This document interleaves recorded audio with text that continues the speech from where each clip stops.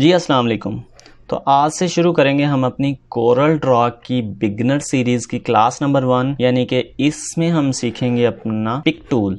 ठीक है, pick tool की मदद से हम क्या क्या कर सकते हैं, कौन कौन से काम ले सकते हैं, उनको सीखेंगे। देखिए, जैसे ही मैंने कोरल ड्रॉ को ओपन किया, कोरल ड्रॉ को ओपन करते ही मेरे पास ये वेलकम स्क्रीन आ गई हुई है और इस वेलकम स्क्रीन के ऊपर काफ़ी सारे ट्यूटोरियल्स दिए हुए हैं। इन ट्यूटोरियल्स की मदद से आप लर्न कर सकते हो, काफ़ी कुछ सीख सकते हो, लेकिन हमारा ये टॉपिक नहीं है अभी के लिए। मैं यहाँ पर आ रहा हूँ प्लस आइकन के ऊपर। ठीक है, वेलकम स्क्रीन के साथ ही मेरे पास यहाँ पर प्लस का आइकन मौजूद है। आप यहाँ से भी न्यू डॉक्यूमेंट ले सकते हो या फिर आप यहाँ फाइल से आकर भी Ctrl+N से भी न्यू डॉक्यूमेंट ले सकते हो।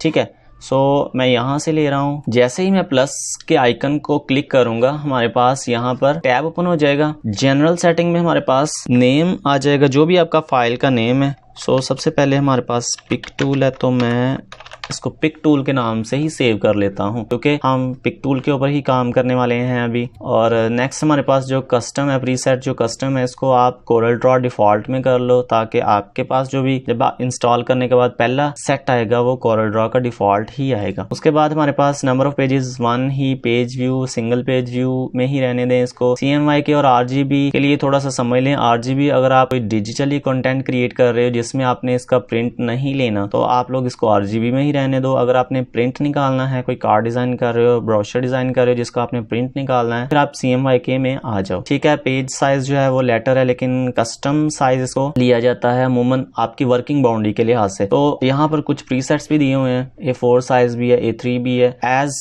पर रिक्वायरमेंट्स। ठीक है, लेकिन इसको फिलहाल रहने दें, आप लोग आ जाएं, अपनी कस्टम डायमेंशंस को सिलेक्ट कर लें। तो यहाँ पर जो कस्टम डायमेंशंस है वो मैं ले रहा हूँ 300 और इंचेस में है। याद रखिएगा, मेरा जो पैमाना है वो इंचेस में है। आप लोग इसको अपनी मर्जी के साथ अपनी वर्किंग एनवायरनमेंट के हिसाब से मिलीमीटर या व्हाटएवर किसी भी पैमाने में ले सकते हो जिसकी आपको जरूरत है। नेक्स्ट हमारे पास हाइट है, तो हाइट मैंने 400 ले ली हुई है। 400 मींस अब जो वर्किंग बाउंड्री हमारी डिसाइड होएगी उसकी विड्थ 300 होगी और हाइट उसकी 400 होएगी। ठीक है, ओरिएंटेशन में हमारे पास आ जाएगा, आप इसको लैंडस्केप में रखना चाहते हो या फिर इसको पोर्ट्रेट स्टाइल में, it depends upon you.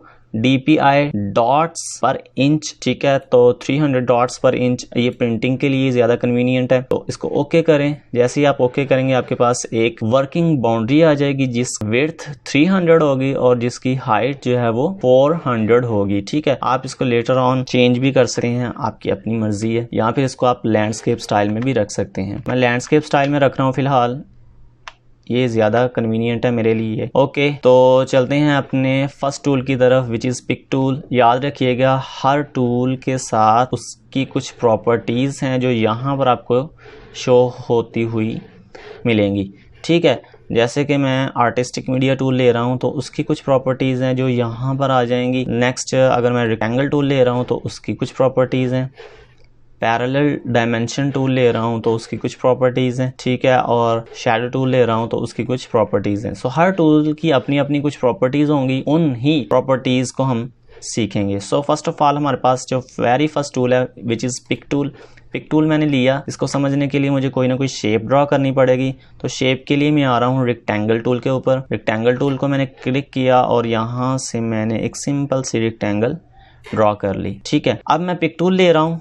Pick tool लेकर मैंने इसको एक साइड पर ले आया। देखिए, दो काम तो मेन जो आप इसके साथ कर सकते हो, नंबर 1 ये कि आप इसकी जगह को तब्दील कर सकते हो पिक टूल की मदद से। यहाँ से पकड़कर किसी भी और जगह पर इसको लेकर जा सकते हो। सेकंड ये कि आप इसको ट्रांसफॉर्म कर सकते हो, मतलब अगर आप किसी कोने से पकड़ के इसको रीसाइज कर सकते हो। ठीक है, इक्वली प्रोपोर्शनली होगा अगर आप किसी कोने से पकड़ के कर रहे हो। ठीक है, और अगर आप इसको अपर साइड या लोअर साइड से पकड़ रहे हो, किसी भी एक वर्टिकल साइड से पकड़ रहे हो, तो इसकी आप शेप को ट्रांसफॉर्म कर सकते हो।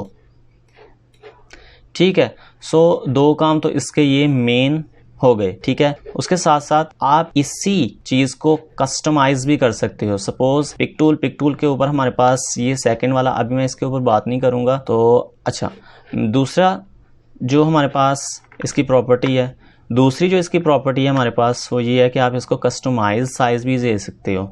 सपोज कि मैं यहाँ से जो इसकी विड्थ है उसको कर रहा हूँ 22.5 और टैब मैंने प्रेस किया, देखिए जैसे ही मैं टैब प्रेस करूंगा ऑटोमेटिकली ये विड्थ से हाइट के टैब में चला जाएगा। तो इसको 31 किया मैंने, और जैसे ही मैंने इंटर का बटन दबाया ये हमारे पास एक शेप, कस्टमाइज शेप जो है वो बनकर आ चुकी हुई है। ठीक है, अच्छा जी, उसके साथ ही हमारे पास यहाँ पर लॉक रेशो मौजूद है। अच्छा, लॉक रेशो से हम क्या कर सकते हैं, मैं फिलहाल इसको डिलीट कर रहा हूँ। रेक्टेंगल टूल लिया मैंने, रेक्टेंगल टूल लेकर देखिए, याद रखिएगा मैंने कंट्रोल का बटन दबाया हुआ है। कंट्रोल के बटन से आप इसको इक्वली किसी भी स्क्वायर को चारों तरफ से इक्वली ड्रा कर सकते हो। ठीक है, सो मैंने ये एक शेप ले ली, इसको ट्रांसफॉर्म किया। ठीक है, अच्छा एक और शेप में ले रहा हूँ, इसको मैंने पकड़ा और इसको मैं राइट साइड की तरफ लेकर आया, ड्रैग करके यहाँ पर लाके मैंने जस्ट राइट क्लिक किया।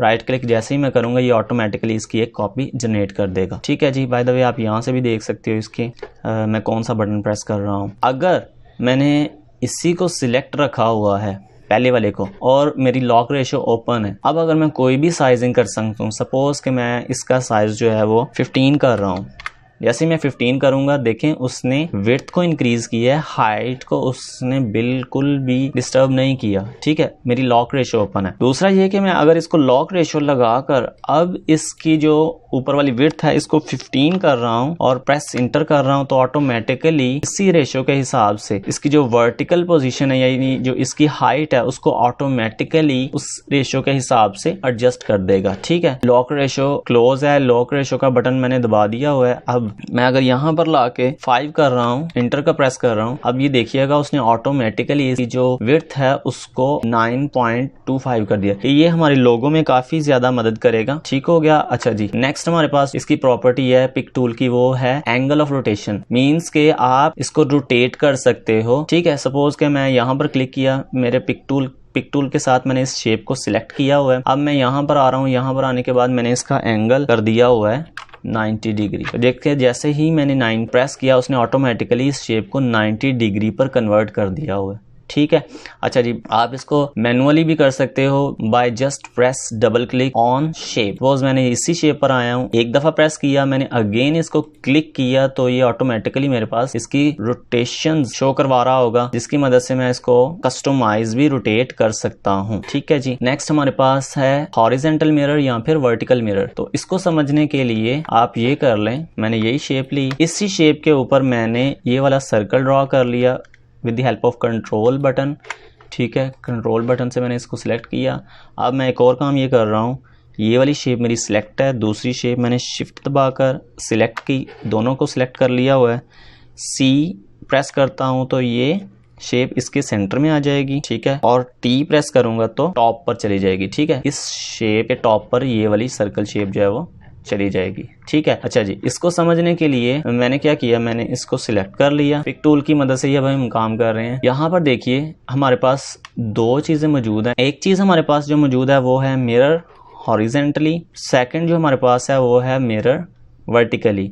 देखें जैसे ही मैंने इन दोनों शेप्स को सिलेक्ट किया हुआ है, जैसे ही मैं इसको वर्टिकल मिरर करता हूँ ऑटोमेटिकली मेरे वाली ऊपर वाला जो हिस्सा है वो नीचे चला जाएगा। ठीक है, या फिर नीचे वाला हिस्सा जो है वो ऊपर आ जाएगा। ठीक है, मिरर वर्टिकली। मैं इसको कलर करके आपको मजीद समझा देता हूँ। यहाँ पर मैं आया हूँ, इंटरैक्टिव फिल टूल लिया है, इंटरैक्टिव फिल टूल की मदद से मैंने जस्ट यहाँ पर क्लिक करके ड्रैग किया है तो ऑटोमेटिकली दो कलर इसने फिल कर दिए हुए हैं। ठीक है, ऊपर मैं ये कलर कर रहा हूँ लेमन येलो, नीचे मैं कर रहा हूँ लेट्स सपोज ये वाला कलर। ठीक है, ज़्यादा अंडरस्टैंडिंग के लिए, ज़्यादा समझाने के लिए।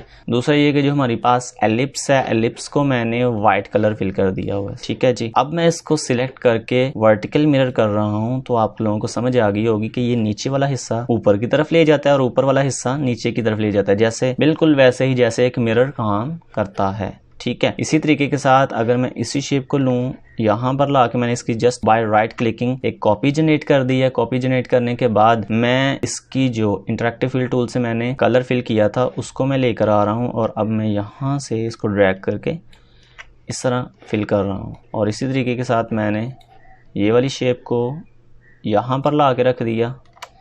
ठीक है, अब अगर मैं इनको सिलेक्ट करके दोनों शेप्स को मिरर हॉरिजेंटल कर रहा हूं तो ये क्या करेगा, राइट वाला सारा हिस्सा लेफ्ट पर ले जाएगा और लेफ्ट वाला सारे का सारा हिस्सा राइट पर ले आएगा। ठीक है जी, तो अभी के लिए कुछ एक मज़े सी चीज़ बनाते हैं और इसको आज की क्लास को यहीं पर वाइंड अप करते हैं।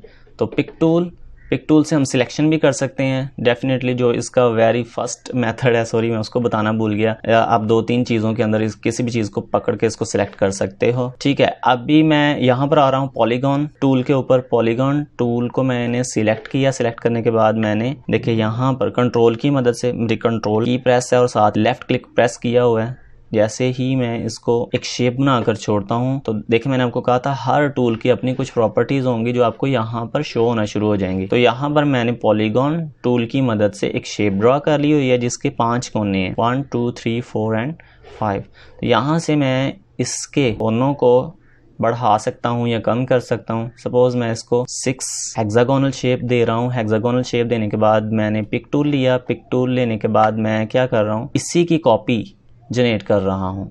ठीक है, कंट्रोल का बटन मैंने प्रेस किया हुआ है, इसी की कॉपी मैंने जनरेट कर ली हुई है यहाँ पर। ठीक है, एक कॉपी जनरेट की।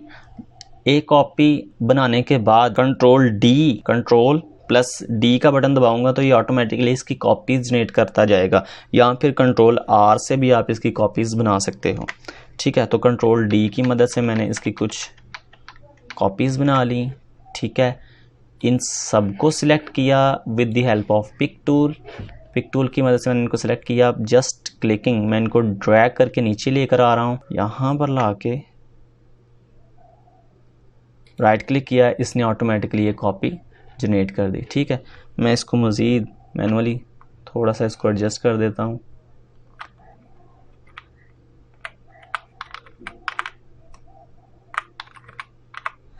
ठीक है जी, अभी आपके पास एक हनी बी पैटर्न तैयार होने वाला है। 2 शेप्स को मैंने ड्रा कर लिया। अब मैं इसको क्लिक करके यूँ नीचे ला रहा हूँ। ठीक है, अब वही वाला काम कंट्रोल डी की मदद से ये एक हनी बी पैटर्न हमने बना लिया। मैं ऑल सिलेक्शन कर सकता हूँ। ऑल सिलेक्शन करने के बाद इसको इंटरेक्टिव फिल टूल या just by clicking left click करूँगा तो इसमें कोई भी कलर फिल हो जाएगा।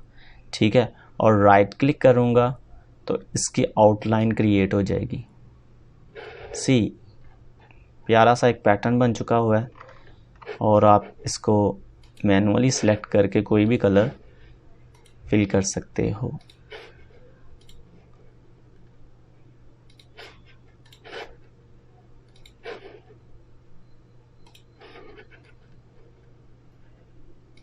ठीक है जी, तो ये थी हमारे पास पिक टूल की बिगनर क्लास। काफ़ी कुछ सीखने को मिला होगा इसमें। आज की क्लास को यहीं पर क्लोज करते हैं।